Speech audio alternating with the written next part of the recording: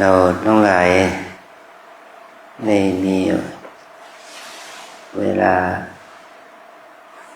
เพื่อที่จะได้ปฏิบัติการปฏิบัติธรรมเป็นการทำบุญอย่างหนึ่งนะที่เราเรียกว่าบุญภาวนาเรามาอยู่ที่เข้ามาวัดลำเปิงนี่เพราะว่าเราจะได้ทำบุญ3 อย่าง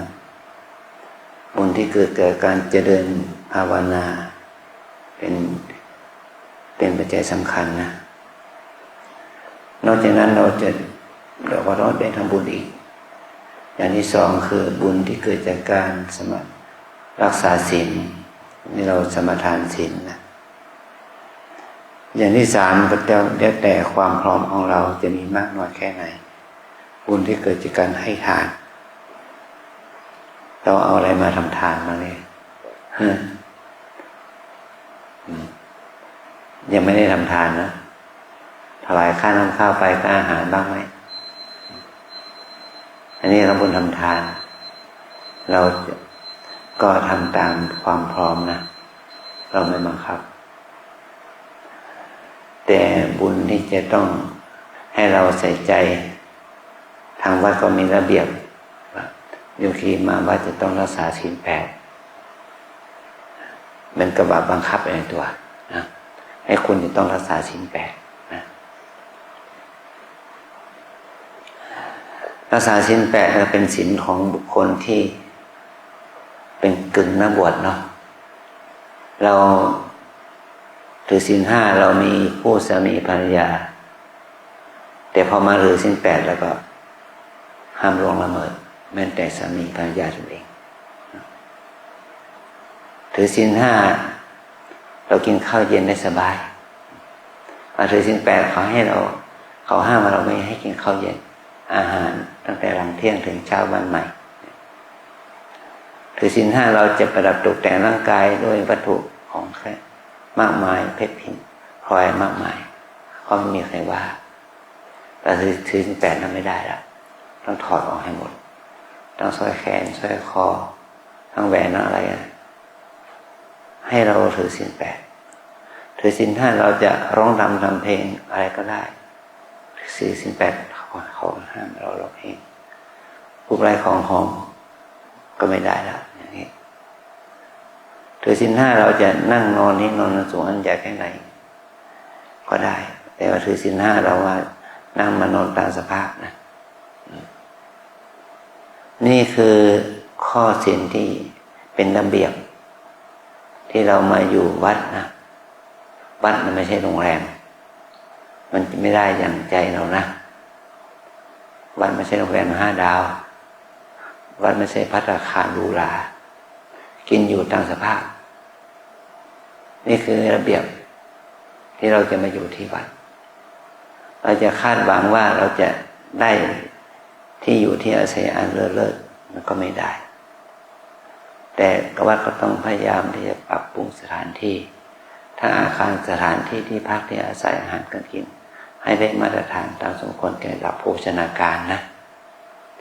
เราก็ต้องปฏิบัติตามหลักการนี้เรียกว่าเป็นศีลเป็นข้อศีลข้อวัดของโยคีผู้มาปฏิบัติธรรมเนี่ยอันที่3เรียกว่าบุญภาวนาบุญภาวนาคือเป็นบุญที่เราฝึกเพื่อให้เกิดสมาธิเพื่อให้เกิดสติปัญญาโดยอาศัยความเพียรความศรัทธาของเรานะเมื่อเรามีความศรัทธาในการปฏิบัติเราต้องมีความเพียรลงมือทำเมื่อมีความเพียรลงมือทำก็ทำให้เราได้สติได้สมาธิได้ปัญญาเป็นธรรมะที่จะฝึกตัวเองให้เราลดละเลิกกิเลสอกุศลความชั่วที่เคยทำมาแล้วแต่เราต้องระมัดระวังไม่ให้อกุศลใหม่ๆที่ยังไม่เคยเกิดไม่ให้มันเกิดขึ้นอกุศลใหม่ๆที่มันไม่เคยเกิดไม่ให้มันเกิดขึ้นเราจะต้องฝึกจิตของเราใ พื่อให้เกิดกุศลใหม่ๆความดีใหม่ๆที่มันไม่เคยเกิดให้มันเกิดขึ้นมันเหมือนกับว่าเรามาภาวนาเลยแหละเรายังไม่เคยทำเลยบางคนเนาะเราไปงานศพเนี่ยเขาบอกให้กับให้ไว้อะไรยืนไว้อะไรแก่คู่ตายเขาบอกว่าไง10 วินาที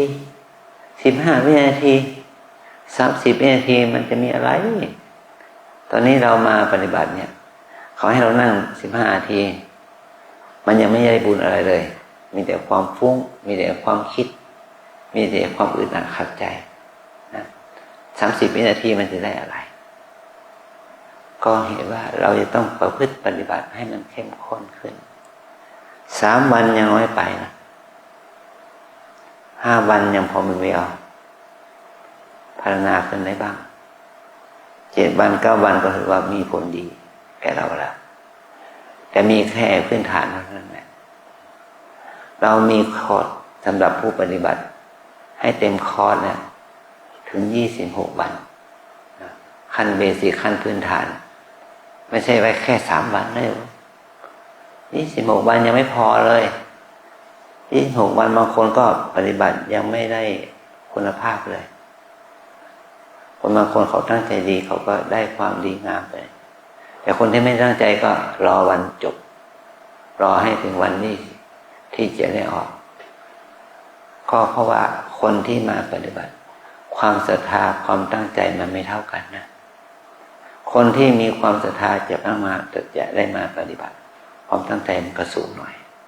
คนที่ไม่มีศรัทธาจะมาปฏิบัติความตั้งใจมันก็เรียใต้ดินติดดินเนี่ยเรียติดดินมันเหมือนกับว่าถ้าเราเนี่ยมาวัดมาปฏิบัติเนี่ยเพราะอะไรถ้ามาเพราะว่าเชื่อหมอดูเชื่อเจ้าทรงนะที่ว่าถ้าคุณไม่มาวัดแล้วคุณจะมีเหตุเพศภัยอะไรอย่างนี้เราไม่มีความศรัทธาในศาสนาแต่ต้นแล้วการมาปฏิบัติอย่างนี้มันจะมีผลที่เป็นบวกได้มากน้อยกินมาน้อยแต่ถ้าเราไม่มีความเชื่อประเภทนั้นเราไม่เชื่อไสยศาสตร์เราไม่เชื่อพูดผีปีศาจเราไม่เชื่อเทพเทวาอารักษ์เราเชื่อคำสอนของพระพุทธเจ้าเราเชื่อว่าการทำบุญเข้าวัดมาปฏิบัติตามคำสอนของพระพุทธเจ้าละชั่วทำดีทำใจให้บริสุทธิ์อย่างนี้เป็นต้นนะมันก็เป็นผลที่ดีเกิดขึ้นกับเราได้มากขึ้นนะอะไรก็แล้วแต่เราจะมาอย่างไรก็แล้วแต่ขอให้เราก็ต้องทำแต่คุณจะต้องเปลี่ยนนิสัยเป็นทัศนคติจากที่เป็นตามเรื่องตำราตามความเชื่อตามหลักสายมูสายไสยศาสตร์อะไรอย่างนั้นนะไม่เอาทิ้งไว้แล้วเอามาปฏิบัติตามหลักปฏิบัติอย่างที่แม่ชีเขาสาธิตนั่นแหละให้ปฏิบัติตามระเบียบของความเป็นโยคีที่ดีอย่างไรให้ปฏิบัติให้เดินให้นั่งเพื่อให้เกิดสติสมาธิด้วยความเพียรด้วยความอดทนอย่างไรเราก็ต้องปฏิบัติตามกฎเกณฑ์มันก็จะต้องให้เกิดผลมันจะเกิดขึ้นนะมันเหมือนกับว่าพูดง่ายว่าเราเหมือนกับว่าเราปลูกพืชพันธุ์เดียวกันวิธีปลูกเป็นวิธีเดียวกันมันยังโตไม่เท่ากันเลยนะเห็นไหมมันเหมือนกับพวกเรานี่แหละวิธีปฏิบัติเหมือนกันมีข้อศีลปฏิบัติให้เหมือนกันแต่ว่าอุปนิสัยจริตนิสัยทัศนคติมุมมองความเชื่อถ้ามันไม่เหมือนกันแล้วมันก็จะเจริญในคุณธรรมย่อมไม่เหมือนกันเนี่ยนะแต่ถ้าเรามีความเชื่อที่ดีมีความเพียรที่ถูกต้องฝึกให้เกิดสติสมาธิมันจะได้ดีขึ้นถึงอย่างนั้นมันต้องอาศัยอุปนิสัยบารมีเก่าด้วยนะเราเป็นคนมีบุญมาในอดีตเป็นคนดีมาแต่ก่อนเนี่ยเราก็มาฝึกเพิ่มพูนความดีมันจะเป็นความดีที่จะเดินขึ้นได้ด้วยการกระทำดีของเรานะ เนี่ยขอให้เราทั้งหลายได้รู้ถึงคุณค่าของตัวเราเองนะเรามีอายุกี่ปีมาแล้ว20 30 40 50 ปีแต่เพิ่งมีบุญบารมีมาวัดวันนี้อย่างนี้นะแต่ก่อนเนี่ยเห็นประตูวัดแล้วหันหลังกลับเลยก็มันจะได้ประโยชน์อะไรล่ะถ้าเรามาแค่3 วันนะมาก็ต้องมาเพื่อให้เรียนรู้เบื้องต้นให้เราเรียนรู้วิธีกราบให้เป็นอย่างไรอัญชลีบรรดาวิภาสกราบให้ดีกราบให้มีสติกราบให้มีสมาธิกราบให้งดงามนะนี่คือเบื้องต้นของการได้ฝึกตนเองนะเมื่อกราบเรียบร้อยก็เราฝึกกราบสติปัฏฐานกราบให้เกิดสตินะเราได้รับการฝึกแล้วใช่ไหมแต่มันจำไม่ได้อยู่นะจำไม่ค่อยได้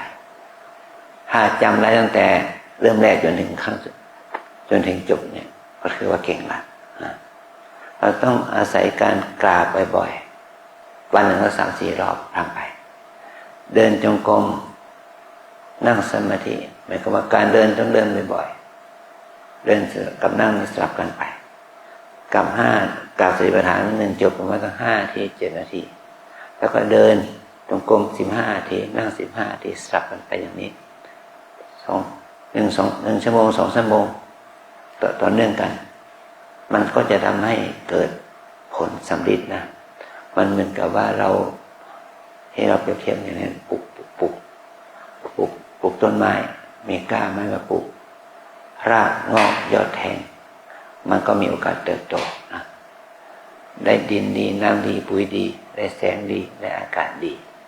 มันก็เจริญเติบโตขึ้นมานะเรามาปฏิบัติก็เช่นเดียวกันเราทุกคนมีอากาศ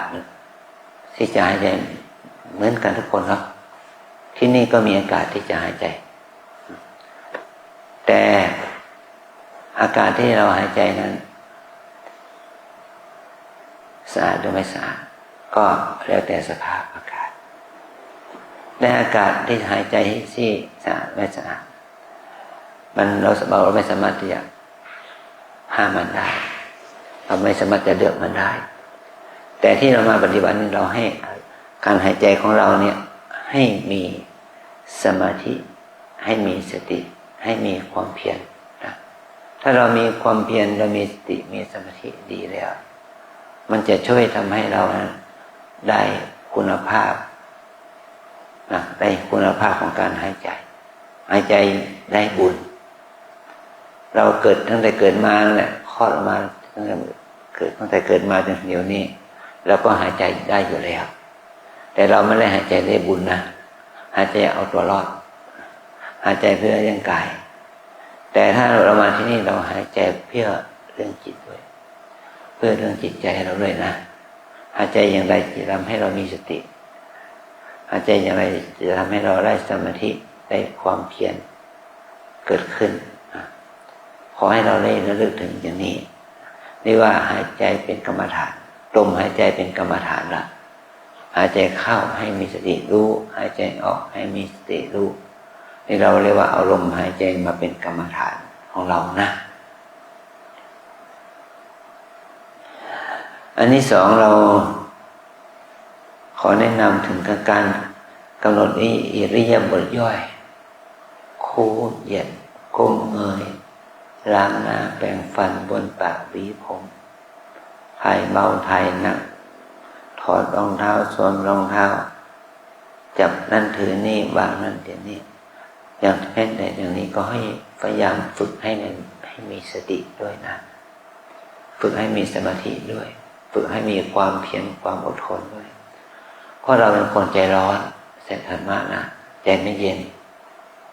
ใจเรานอนเต็มไปด้วยความคิดความฟุ้งฝึกให้มันช้าๆเอาใจใส่จดจ่อต่อเนื่องฝึกให้เราได้รู้ถึงความเคลื่อนไหวอาการน้อยใหญ่เนี่ยไม่นำซ้ำเรานั่งแล้วเราทุกมันไม่ใช่เป็นการนั่ง นั่งบนฟูกบนพรมบนเบาะที่งดงามแม้แต่ในผ้าเก้าอี้ในหลวงพระองค์นั่งพระองค์ก็ปวดเจ็บเหมือนกันเมื่อยขบเหมือนกันเหมือนกับพระองค์พระราชทานเป็นยาบัตรเนี่ย1 ชั่วโมง2 ชั่วโมง3 ชั่วโมงเนี่ยหนักไหมไหวไหมถ้าเป็นเราล่ะอย่างนี้นะมันก็เกิดเวทนาปวดเจ็บเหน็บชานะแม้แต่ตัวเราเนี่ยมันนั่งอย่างนี้ปวดไหมเจ็บไหมชาไหมเมื่อยไหมนี่แหละคือทุกข์ให้เราเห็นว่าตัวเราไม่ใช่เหมือนหุ่นยนต์ไม่ใช่มนุษย์เด็กไม่ใช่ว่าร่างกายเรานี่สร้างมาด้วยให้เครื่องจักรเครื่องยนต์เป็นองค์ประกอบแต่ร่างกายเรามีแค่เนื้อหนังมังสังทำไมมันจะไม่เจ็บไม่ปวดล่ะนะเรานั่งเพื่อเดียวก็ปวดเจ็บละชาเหน็บละเนี่ยเรามาฝึกเพื่อให้เรามีสติมาฝึกให้เราเกิดความอดทนเพื่อมาฝึกให้เราเกิดความขยันความเพียรนะมาฝึกเป็นการปรับอิริยาบถให้มันสมดุลเนี่ยเพราะว่าคนเราเนี่ยเราเรียนหนังสือเราก็มีเก้าอี้นั่งนะเรากลับบ้านเราก็มีเก้าอี้มีโซฟานะแล้วเรามานั่งอย่างนี้นั่งกับเพื่อนอย่างนี้มันลำบากสำหรับเรานะมันเมื่อยขบสำหรับเราเมื่อเรามาอยู่ที่นี่ก็เมื่อฝึก2-3 วันเนี่ยถ้านั่งได้นะ30 นาทีได้เลยไม่ขยับเขยื้อนเคลื่อนไหวก็นับว่าเป็นคนเก่งแล้วนะเก่งไม่ใช่ว่าไม่เก่งนะเก่งอดทนได้นะอดทนได้แต่ไม่ใช่ว่าไม่ปวดไม่เจ็บมันก็ปวดมันก็ไม่เจ็บมันก็เหน็บมันก็ชานะแต่ให้เรารู้ว่าเราต้องฝึกนะเหมือนนักกีฬาที่เขาจะเป็นทีมชาติเอาไปแข่งระดับโอลิมปิกเกมส์คนนั้นจะต้องฝึกหนักจึงสามารถที่จะเอาชนะคู่แข่งได้หรือขึ้นสู่ระดับสูงๆได้นะโดยอาศัยความเพียรความอดทนการที่ได้ฝึกฝนอบรมมาจึงเข้าสู่สถานะแห่งความเป็นหนึ่งเดียวในเกมนั้นเป็นหนึ่งเดียวในกีฬาประเภทนั้นนะเพราะเห็นนี่แหละคนในโลกนี้มีนับร้อยประเทศที่เข้าแข่งขันกีฬาก็มีนักกีฬาคนเดียวที่ได้เหรียญทองในประเภทนั้นๆนะอย่างนี้นะ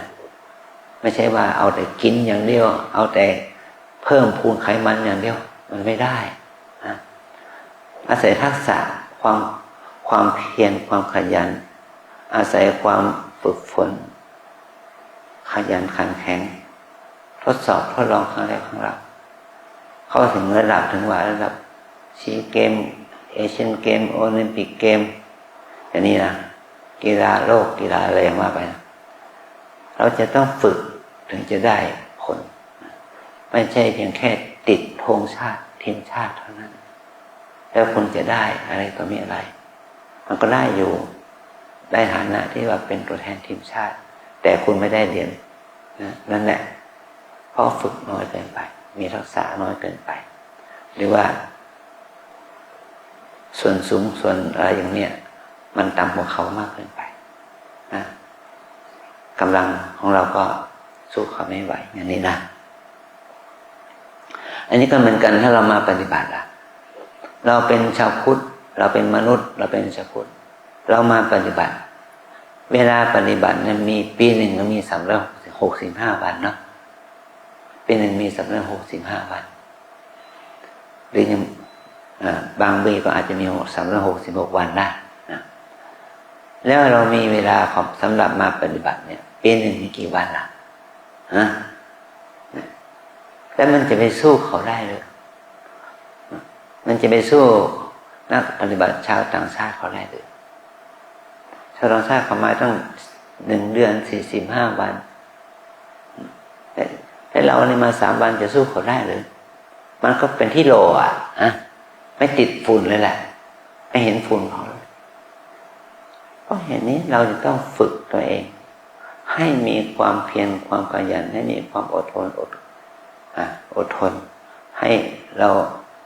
พึ่งเหิมทางด้านจิตใจทางด้านศรัทธาให้มากขึ้นนะเรามาปฏิบัติธรรมไม่ใช่มาเอาวันเวลาเรามาปฏิบัติธรรมเพื่อมาเอาบุญนะเอาบุญเอากุศลเอาความดีนะความดีเหล่านี้จะเกิดขึ้นกับเราตามที่เราจะได้มันเหมือนกับเราไปห้างสรรพสินค้ามีเงินติดกระเป๋าไป100 บาทแต่ในห้างนั้นนะสินค้าไหนที่มีราคา100 บาทเราก็ซื้อได้เนาะ150 บาทเราซื้อไม่ได้หรอกมี300 500 3,000 5,000มี30,000 50,000 300,000 500,000มีไหมสินค้ามีแต่เราไม่มีเงินซื้อใช่ไหมนั่นแหละแบบเดียวกันถ้าเราซื้อไม่ได้ไม่ใช่ว่าเราไม่อยากได้แต่เราอยากได้แต่เราไม่มีปัจจัยซื้อนั่นแหละนะเข้าใจเหตุผลไหมแบบเดียวกันนะเราไม่ซื้อไม่จิ้มฟันล่ะซื้อได้อยู่ซื้อไม่จิ้มฟันกล่องหนึ่งก็ประมาณ20-30 บาท100ก็มีเงินเหลือแค่ไม่จิ้มฟันแต่เราไม่มีอาหารที่อยากกินเพื่อจิ้มฟันนะมันไม่จิ้มฟันมันไม่มีประโยชน์อาหารมีประโยชน์มากกว่าเราไม่มีโอกาสที่จะกินอาหารมื้อหนึ่งได้ในราคา100 บาทอย่างนี้นะแต่เรามีโอกาสที่ซื้อไม่จิ้มฟันมาจิ้มอาหารที่ติดฟันได้แต่จริงอยู่มันมีประโยชน์แต่มันเป็นประโยชน์น้อยมันไม่สามารถช่วยระงับความหิวจากการจิ้มฟันโดยไม่มีอาหารตกถึงท้องนะแบบเดียวกันถ้าเราปฏิบัติเนี่ยจะยากจะทุกข์จะลำบากอย่างไรมันก็ดีกว่าคนที่ไม่เคยมาปฏิบัติเลยนะถ้าเรามาปฏิบัติแล้วมันจะยากจะลำบากอย่างไรก็ถือว่ามีประสบการณ์ใช่ไหมให้เรารู้ถึงประสบการณ์ของเราเนี่ยคนอื่นเขาทำได้เราก็ต้องทำได้คนอื่นเขาตั้งใจทำเราต้องตั้งใจทำนี่ยังดีนะเรามาในช่วง2-3 วันเนี่ยอากาศเย็นฝนตกฝุ่นละอองมันก็น้อย PM 2.5 มันก็บางลงนี่คือเป็นประโยชน์ที่เราจะได้รับจากธรรมชาตินะถ้าเรามาสภาพอากาศแสบจมูกล่ะลำบากล่ะนะก็ขอให้เราได้ทั้งใช้เวลาของเราที่มีอยู่ที่เรามาอยู่ในสภาพอากาศที่ดีนี่แหละเอามาใช้สังกัดภาวนาให้มากขึ้นนี่คือบุญภาวนาบุญภาวนาที่เกิดขึ้นโดยอาศัยการที่เรามีสติมีสมาธิและมีปัญญาฝึกให้เกิดสติสมาธิปัญญาปัญญานี่มันเหมือนกับคมมีดความคมของมีดมันเกิดจากอะไรมันเกิดจากการรับมีดถ้าเราไม่รับมีดแล้วมีดก็ไม่คมเราก็เมื่อเราไม่รับสติปัญญาสติปัญญาก็ไม่มีกำลังสติปัญญามันจะมีกำลังก็เมื่อเราลงมือทำเหมือนกับเราลงมือรับมีดนั่นแหละนะชั้นใดนะความศรัทธาต่อความเชื่อความเลื่อมใสต่อหลักธรรมคำสอนของพระพุทธเจ้าเป็นเรื่องสำคัญเรามีความศรัทธาต่อหลักคำสอนของพระพุทธเจ้าพระพุทธเจ้าสอนเรื่องละชั่วทำดีทำใจให้บริสุทธิ์ทำดีได้ดีทำชั่วได้ชั่วไม่ต้องเชื่อคนอื่นให้เชื่อตัวเองถ้าเราทำเราจึงจะรู้ถ้าเราไม่ทำเราไปเชื่อเขาอย่างเนี้ยมันก็ได้ความเชื่อแต่ไม่ได้ทำไม่ได้ประสบการณ์มันเหมือนกับชาวพุทธที่เป็นพระภิกษุสามเณรอุบาสกอุบาสิกาชาวบ้านทั่วไปที่ไม่ได้ฝึกนั่นแหละเขาก็ไม่ได้มีประสบการณ์ทางธรรมเขาทำชั่วบ้างทำดีบ้างเป็นข่าวที่เกิดขึ้นนั่นแหละนะมันก็เกิดจากเขาไม่ได้ปฏิบัตินั่นเองถ้าเขาได้ประพฤติปฏิบัติแล้วได้นำเอาไปใช้ในชีวิตประจำวันเอาไปประพฤติปฏิบัตินั่นแหละเขาจะรู้ว่าพระธรรมคำสอนของพระพุทธเจ้านี่มีประโยชน์จริงเพราะเขาได้รู้ด้วยประสบการณ์ตรงของตนนะเราต้องตั้งใจปฏิบัตินี่ไม่ใช่ว่าง่ายๆเราจะเรียนรู้ถึงความยากจากการปฏิบัติเพราะว่าสิ่งที่ทำได้ยากมันก็มีเราจะได้มีคุณค่าเราจะเห็นคุณค่าจริง นั้นสิ่งเหล่านั้นขึ้นมาถ้าเราทำด้วยความรู้สึกไม่ดีมันก็ได้ผลที่ไม่ดีแก่ตนเองถ้าเราทำด้วยความรู้สึกดีผลที่ดีก็เกิดขึ้นกับตัวเรานะให้เราเอาใจใส่การภาวนาอย่างนี้อย่างที่แม่ชีท่านสาธิตวิธีการกราบการเดินการนั่งถ้าจำไม่ได้ก็ตอนบ่ายนี้ก็มาทวนอีกครั้งหนึ่งนะ2 ครั้ง 3 ครั้งจนกว่าที่จะจำได้ให้รู้จักเทคนิควิธีการที่ถูกต้องถ้าเราไม่เข้าใจก็ถามแม่ชีถามพระท่านเลยเพื่อให้เรานั้นได้ใช้โอกาสที่มาฝึกตัวเองนะดีแค่ไหนแล้วยอมตนมาให้เขาสอนดีเท่าแค่ไหนแล้วยอมตนมาให้ครูบาอาจารย์ตำหนิดาวนะก็อาจารย์ก็รู้ถึงคุณค่านี่แหละว่าเราจะน้อมตัวน้อมใจมาประพฤติปฏิบัติแม้ครูบาอาจารย์ถ้าจะตำหนิติเตียนบ้างว่ากล่าวบ้างในสิ่งที่เราไม่รู้ไม่เข้าใจก็ให้เรารู้สึกว่าเราเป็นลูกศิษย์นะเราต้องน้อมนึกถึงคุณครูบาอาจารย์ไม่ใช่โกรธไม่ใช่เกลียดไม่ใช่ชังไม่ใช่กุนิจรำคาญให้เรารู้สึกว่าดีแล้วที่ท่านสอนเราไม่ใช่ว่าสอนไม่ได้ฉันนี่จบปริญญาเอกมาแล้วมาสอนท่านทำไมอย่างนี้ไม่ได้เราจะต้องเรียนรู้ในสิ่งที่เรายังไม่เคยรู้ใน2 วันที่ผ่านมาเนี่ยอาจารย์มีด็อกเตอร์มาเรียนกับอาจารย์เพิ่งลากลับในบ้านนี้ก็เมื่อ2 วันก่อนนะเป็นด็อกเตอร์เลยเป็นรองศาสตราจารย์เลยนะแต่เขาต้องมาฝึกแบบเราเนี่ยแหละฝึกกราบฝึกเดินฝึกนั่ง10 กว่าวัน20 กว่าวันเขาก็ได้ประโยชน์เข้าไปเพราะเขาได้เรียนรู้ทางวิชาการทางโลกแต่มาปฏิบัติธรรมเขาไม่มีโอกาสมาเมื่อเขามีโอกาสมาก็ต้องฝึกใหม่นับกอไก่ขอไข่ใหม่นับศูนย์ตั้งที่ศูนย์ใหม่ก็อาศัยความเพียรความอดทนใส่ใจไปที่เล็กที่น้อยตั้ง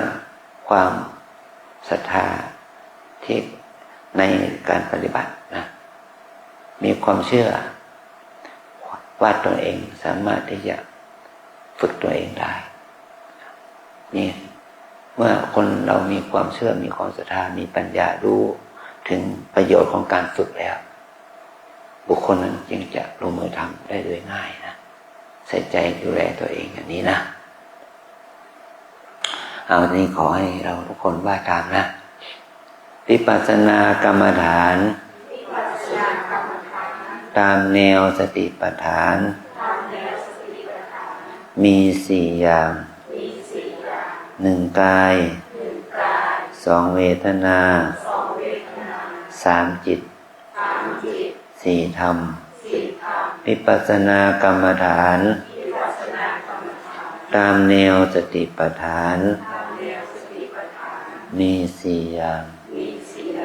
1 กาย 2 เวทนา 3 จิต 4 ธรรม